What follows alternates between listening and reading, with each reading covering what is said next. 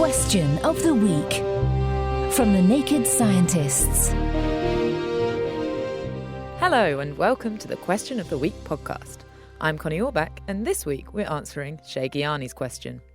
Why is it that our voices sound so different to how we think we sound?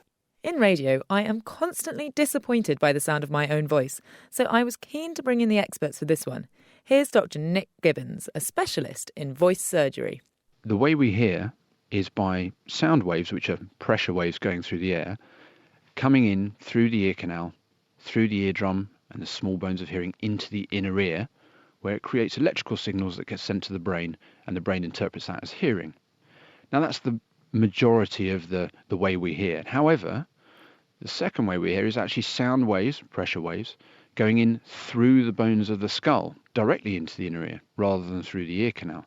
But when we speak, the vocal folds vibrate and produce sound waves. And because the sounds are being produced inside us, a lot more of it is actually transmitted through the tissues and the bones of the skull directly into the inner ear. The frequency at which the tissues of the head transmit sound best is quite low. So these low frequencies are accentuated. So our voices sound, to us, a bit lower and a bit more resonant. So when you hear yourself on a tape recorder, it always sounds a bit more tinny and a bit more whiny and a bit higher. So we always go, oh no, that sounds terrible. But actually that's what everyone else hears. The only person who hears the voice as you sound is you. How disappointing. In radio, we add resonance to make people sound a bit more godlike. I guess it's like having a producer on our own voices. Yes, I imagine that's exactly right. It's the depth and the volume and the broadness of the voice. It sounds very good. So when I have a cold and inside my head I feel like I'm blocked off from the rest of the world, I can't hear myself properly. What's going on there? Two things there. First one is when you normally produce a voice, the vocal folds vibrate and like ripples in a pond when you throw stones in them. That's what happens when the pressure waves come from your voice box. And they come out through your mouth and they come out through your nose and they reverberate around your sinuses.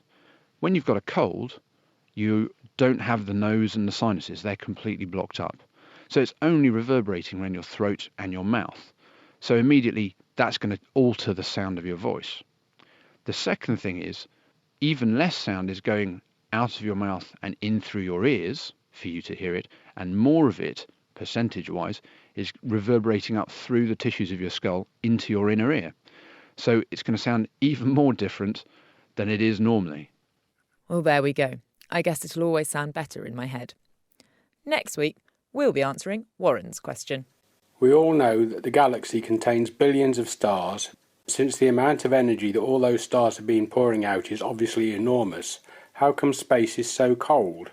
I can honestly say I have absolutely no idea about this one. If you'd like to help me out, then email chris@thenakedscientist.com, find us on Facebook, tweet @Naked Scientists, or join in the debate on our forum, nakedscientist.com/forum. Until next time, goodbye. Question of the Week is part of the Naked Scientists podcast and supported by the Wellcome Trust and UK Fast. Look us up online at nakedscientists.com.